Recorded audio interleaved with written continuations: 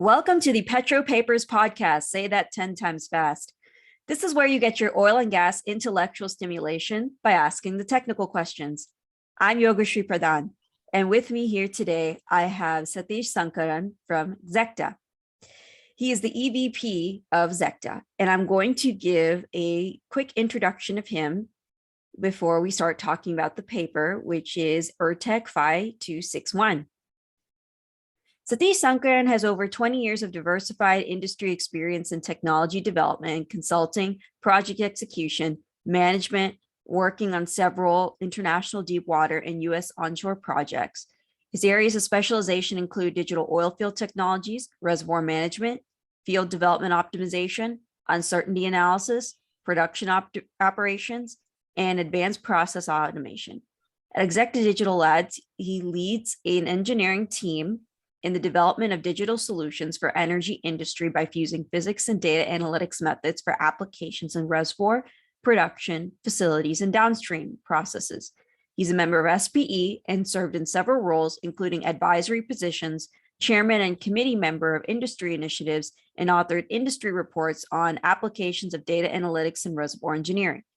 He has a Bachelor of Engineering degree honors in chemical engineering at the Birla Institute of Technology and Science, and an MS degree in chemical engineering from the University of Cincinnati, and a PhD degree in chemical engineering from the University of Houston. Welcome to the podcast. Thank you very much, Yogashri. Thanks for having me. Awesome.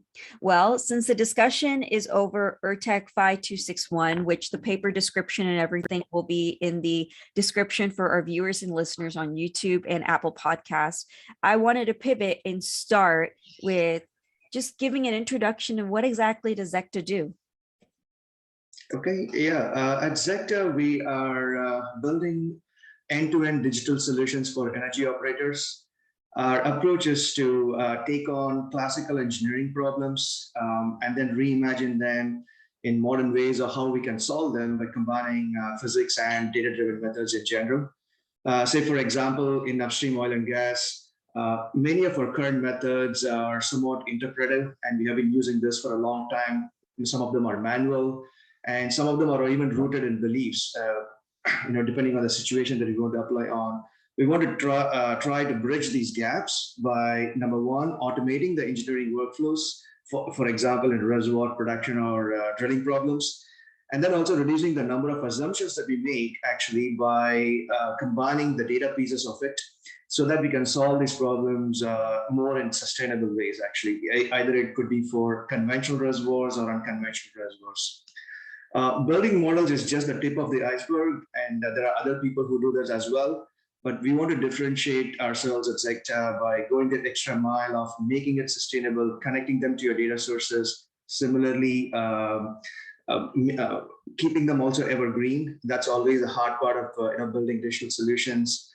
And we want to ensure that people who use them, let's say the operating companies or any of our customers, are able to utilize these solutions and then improve their bottom line and increase value for their assets. So we are trying to be in that in-between space of taking digital solutions and making it really valuable for our end users. Awesome. That's really great to hear. And thanks for that clarification. Now that we're talking about URTEC 5261, I was wondering if you can walk through the paper so we can have our viewers and listeners familiarize with the content. Yeah, sure. This particular paper is about calculating flowing bottomhole pressure. And basically, that is pressure drop calculations due to multi-phase flow in pipes or wells in general. We know bottomhole pressures and rates are two important parameters when it comes to characterizing well performance for any reservoir analysis. But then we always do not have bottomhole pressures available ubiquitously, let's say for either conventional or even most of the unconventional reservoirs as well. We want to calculate these numbers more robustly for various geometries. If you have different flow conditions, you may also have very noisy data. We want to handle many of the situations. Take unconventional wells, for example. Most of the wells don't have any gauges available, and running gauges can be expensive, as you would know. It may cost something in the order of $30,000 to $50,000 per well, and then add any workover costs if a gauge fails, for example. At best, we may collect data for a small period of time and during the useful life of that particular well. But how do we do this today is we calculate bottomhole pressure through nodal analysis. We use wellhead pressures and rates, and then we calculate it at any other node depth. We use physics-based flow correlations, depending on the fluid type, oil, gas, different flowing conditions, either high GOR, low GOR, water cuts, etc. But then in real life, there are many challenges. First and foremost, if you take unconventional wells again, the well may transition from starting off from a natural flow and then go through some different lift types. And there could be changes in terms of how the tubing and the casing flows are set up, etc. It would be nice to have some automated methods to stitch together all these various segments so that we can have one continuous stream of bottomhole pressure calculations. That's one.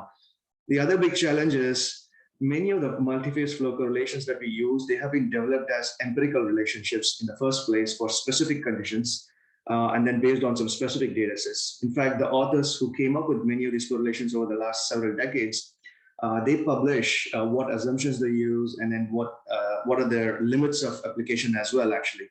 So we know that they don't capture all the physical phenomena all the time, but in order to address this, some of the things that we use in common practice is to switch between these correlations based on flow regimes. Some people use flow maps, but again, many times these are also empirical, and they may not always be a representative description of what is happening in the well or describing this phenomena at any point in time. So what we are looking for is a robust way of calculating these things without having to rely on these empirical correlations all the time. And can we fill in the gaps with, if you have some measured data available, and also account for the missing physics that might be in the original correlations. So if you have some ground truth, there is some actual gauge measurements, can we use that to fill in the gaps? So that's the goal of the paper. So some people have taken this to the other extreme, and then they try to build it purely from ML-based approaches also. People have used artificial neural networks, support vector machines, etc. Normally, these methods have issues with extrapolations outside of their training range. So for example, if gas breaks out of the solution, I mean, once you go below bubble point, and if it was not part of the training data set, the pure data-driven methods are not going to perform very well, actually. So the main thrust of our paper is to see if we can address a few different strategies to deal with all these different scenarios using physics-informed machine learning. That is also getting popular in other industries as well, but we want to combine the fidelity of your physics-based methods, which provide constrained extrapolation, and combine them with the scalability and the discovery of relationships that we can get from the data-driven methods itself, actually, and account for that missing physics. The requirement here, of course, in order for us to do this, is to have at least some availability of representative data. We don't need a large amount of data. We just need some data to infer that, using, in this particular case, some terminal gauge data, and then which can be used for training, and then for the rest of the time, it can be used for prediction for a vast majority of other wells through all the life of the well itself. So that's the crux of the paper. Awesome. And it was really an exciting paper to read, I'll have to admit, because it's very pertinent to some of the work that I've been doing and some of the things that we're trying to figure out as a company. Well, I had a question for you in terms of just the beginning part of the paper. Could you talk about or expand on the data cleaning process before you do the physics-based modeling? And does the pre-processing also include eliminating the shut-in data? So could you talk about that pre-processing? Yeah, sure. Yeah, data processing, pre-processing is quite important when it comes to any method, be it physics-based methods or data-driven methods, actually. We should make sure that we don't have any non-physical data, and we need to eliminate some of that. Many times when we look at this for onshore wells, or unconventionals or conventions, actually, we find a lot of issues. We have missing values, we have nulls, we have outliers, we have stuck gauges or flat lines, for example. All these things will pollute how we understand what's really happening. And also, we are also dealing with the steady state model in steady state phenomena in general. So we are talking about nodal analysis and pressure drop in a wellbore or in a pipeline. And under those circumstances, we know that nodal analysis is typically do not model shut-in wells. For shut-in periods, for example, the only relevant phenomena is hydrostatic gradient. That's the only physics that we need to account for. So we need to make judicious use of where we apply the methods in which periods of time that we are using it, so that we can interpret those results eventually. So any method that we put together should also be physically interpretable and explainable. So those are some of the things that we need to take care of for pre-processing in general. Okay, thanks for that clarification. You talked about how for data-driven models, there are some issues with extrapolation compared to the physics-based models. So could you talk about how you feed the physics-based model into the data-driven model that was discussed in the paper? Yeah, sure. So when we have to operate outside of the range of data that we only have in the original observed data set, yeah, I think having some physics will constrain how we can extrapolate outside. So there are, in general, if you look at the different types of methods that are out there, we can put them into three buckets, actually. The first category is what we call as physics-based pre-processing. Basically, we run the physics calculations first, and then feed them into a data-driven model, actually. So it's done mostly in a sequential manner. The second method is what we call as a physics-based architecture that is discussed in the paper, where especially if you're using something like neural networks. So in addition to just feeding it as an input, you can also inject some of these calculations at certain layers, for example. So, or in other words, what we are saying is we are introducing some features at different manifolds, not just in the measurement space. And that can help in some cases. And the third general class of methods is around physics-based regularization, where we can perform both ML and physics-based calculations simultaneously or concurrently, and then combine them in a single objective function when we are training for it together, actually. So there is a loss function associated with physics, loss function associated with the data-driven component, and then you weight them in various forms so that you can get a better performance than either one. So if you take these three different categories and then apply them, so there are some approaches available for us, actually. So one is we can take a single best correlation that we think is representative, which is what we do most of the times. If we have to deal with large number of wells, we pick Duns and Ross, Hagedorn and Brown, or things like that. And then if you bring that into a physics-informed machine learning framework, and say we have some domain knowledge, actually, for example, we can incorporate that as well. But then that's not the only approach. We can also use an ensemble of physics-based methods as well. So if we do not know which one is going to be the relevant one, we can let the training methodology actually pick one for us also. We can directly predict pressures, or we can fit a model just to predict the residual errors, for example. That's another approach. All these methods apply when our physics models are, number one, available, and they are reasonably correct. But what happens if our physics models are not available, or if we don't have trust in them, for example, or if you have only partial information? Say we have some domain knowledge, for example, when rate increases, bottomhole pressure decreases. When water cut increases, the fluid becomes heavier, and then the pressure drop increases. So in these cases, we can also infuse physics as a regularization term. Based on this knowledge, you can embed them as constraints, for example, over there. And then the training can use that information actually as well. There are different strategies that we can use depending on the particular situation. I mean, I'm just using it in the context and explaining in the context of nodal analysis, but the same methodology could be used for other applications within reservoir engineering as well. Of course, every model is built for a purpose, and we need to make sure the assumptions that we take are appropriate for that. Awesome. I really enjoyed hearing you talk about how some of the physics-based terms can be how they are translated into the data-driven models. And yes, the importance of domain expertise to drive that data-driven model is very important. There were several terms that were discussed in the paper, and I wanted some clarification for our viewers and listeners, especially if they're very focused in machine learning and data analytics for their careers. So I was curious if you can explain, and there's a series of terms I'll probably ask, but can you explain physics-based informed machine learning? Yeah, so physics-based informed machine learning is trying to constrain the training process based on physical equations. That's the fundamental over there. And so in the context of this particular application in the paper, we are trying to use a typical physics-based correlation as the primary calculation. And we pick one of them, for example. Let's say we pick Hagedorn and Braun. And we use that as an input or a feature that can then feed a data-driven model. The data-driven model could be anything, could be neural networks, random forests, and so on and so forth. But we are trying to inject the physical constraints that come from one of these correlations itself. Okay. There's hyperparameters that are used. So I was curious to know what values to use for those parameters of alpha and beta. Yeah, so I believe you are referring to the weights of the training objective function.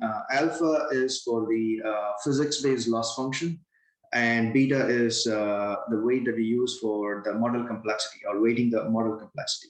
So for alpha, higher the alpha, it means we trust the physics-based correlation much more, actually, and vice versa. If you have for example, if I run it only through a physics-based model, and if your answers are very close already, but it just needs slight adjustments, you may want to weight alpha more.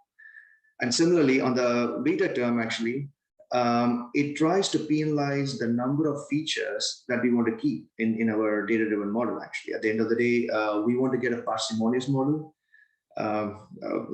As it goes, we always want to keep the model as simple as possible, but not simpler. So we try to penalize from having too many coefficients, or basically we want to avoid overfitting from that standpoint. So if you were to start off this analysis and pick some good numbers for alpha and beta, what we typically do is first start with just a pure physics component, start with a pure data-driven component, and we have some examples of that in the paper here to see how good the individual predictions are actually. That will give you a sense of which is more closer. And then we would start with equal weights first, depending on which one, if it is appropriate, and then you can fine tune them from there on.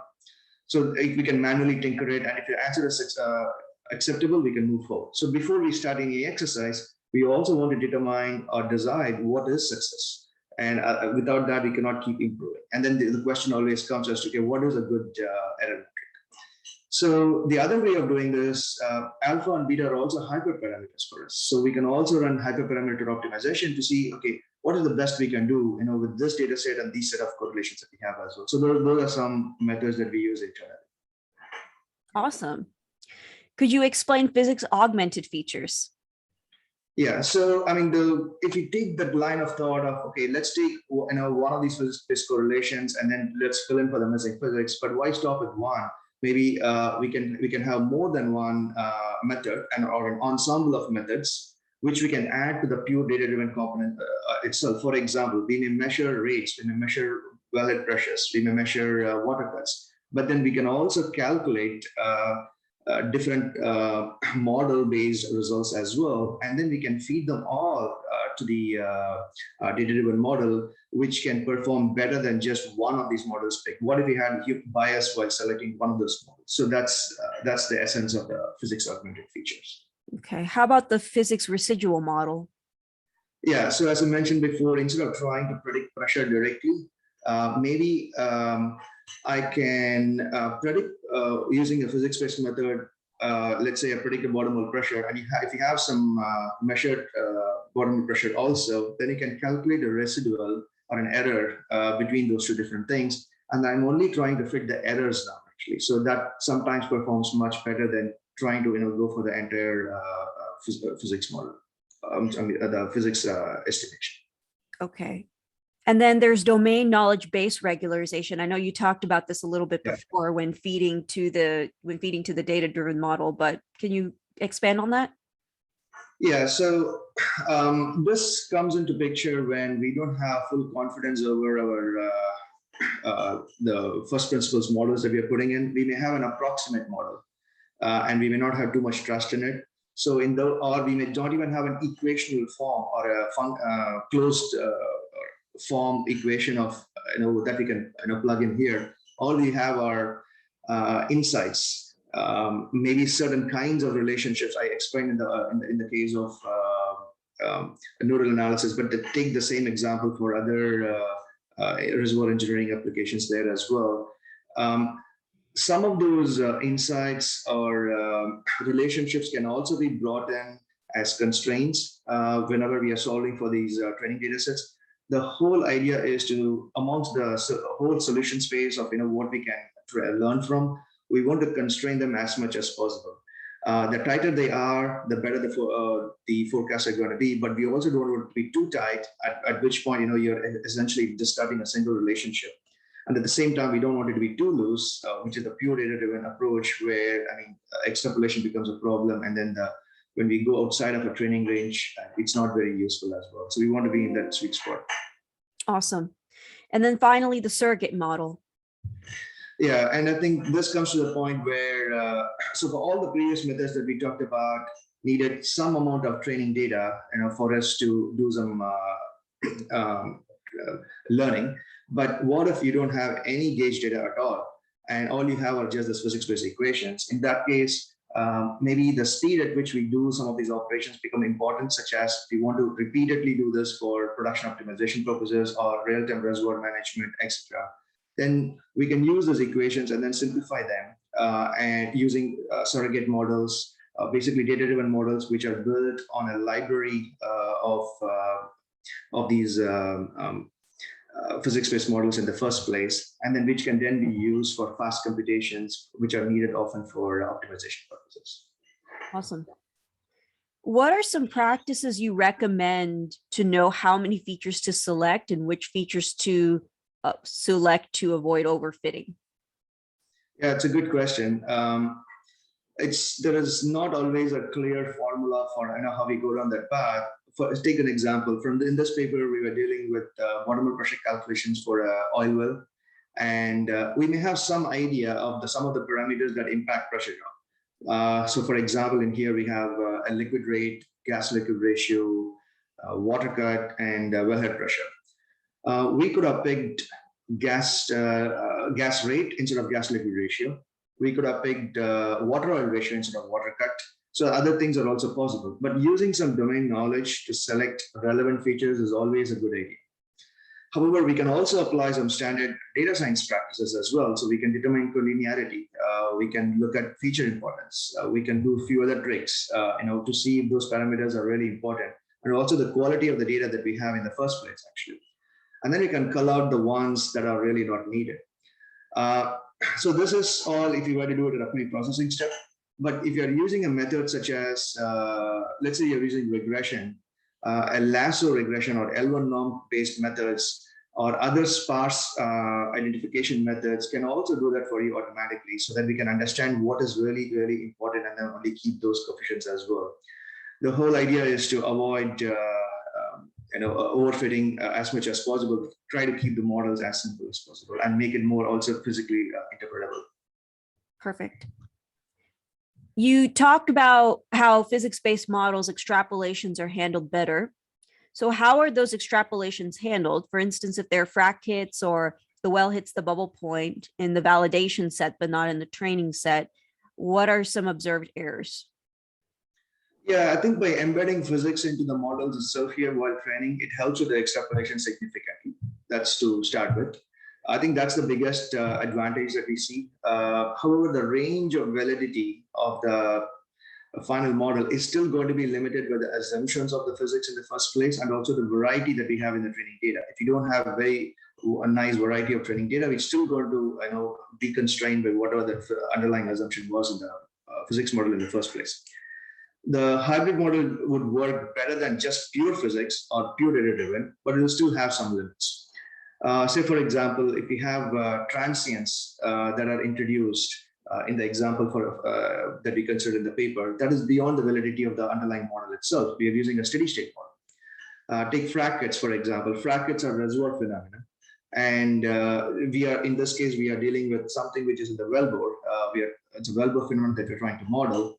And if we did not have enough time for the transients to have stabilized, at least in the wellhead, between the wellhead and the downhole at least, then we need to consider that. So we need to consider when we are trying to sample, this is a continuous stream of calculations that we want to do. So we want to be very cognizant of, okay, at what frequencies are we running these calculations? Are we running this daily? Are we running this every minute? And if you're running it every minute, any change that we make to the rate, has it even had enough residence time to have passed through the system that we are modeling, for example? So we need to account for those things in the design of the modeling itself. So there's a lot of pre-planning for that. Well, I've peppered you with so many questions, but I can't let you go without asking you one more, this last one. What are some applications of the workflow presented in the paper that we have not seen before in the industry? Yeah, so in this particular paper, we talked about some examples of bottomhole pressure estimation, but we can also take the exact same approach for pressure prediction in any pipeline, or basically at any node. So that means that you can extend it beyond a well to the network as well. That's one. We can always flip the problem, and instead of predicting pressures, we can predict rates. Given pressures, we can predict rates. That becomes a virtual metering. It could be in pipes, it could be in wells, it could even be all the way down to the reservoir zones, which is always an issue, provided we have some training data. And we can, similar to this is the whole premise is around nodal analysis, but we can do exactly similar things that we have done with really good success in pressure transit analysis. We can reimagine how pressure transit analysis can be done using combining these two methods. We have done the same thing in unconventionals against rate transit analysis or well performance analysis, to be more generic, which can all be used for better forecasting and also more robust forecasting in some cases. And then taking it all the way down to the reservoirs, where we are not caught between the really high effort intensive numerical simulation mode or the simplified decline curve analysis. We can come up with a nice medium where we can get the best of both worlds there as well. In all these cases, in general, model building and maintenance is, if you were to go with the traditional method, is all somewhat cumbersome. And most of the fields don't really keep up with maintaining these models that can be used for either reservoir management or for production optimization purposes. And those are the places where we have found really good uses of combining at least some physics with some data-driven methods. But in some, how we formulate them, how we bring them together is the key portion. And there are some successful ways of how we can get them done. Actually, there are a lot of exciting possibilities. And again, we are just at the as an industry, I think we are just in the beginning stages of bringing all of these things into fruition. It's very exciting to hear. Well, thank you so much for letting me pepper you with questions on this podcast, Sathish. No, thank you very much. Enjoyed it very much as well. Thank you. Well, you heard straight from Sathish of all the interesting information that Zecta is doing, as well as what 5261 was talking about.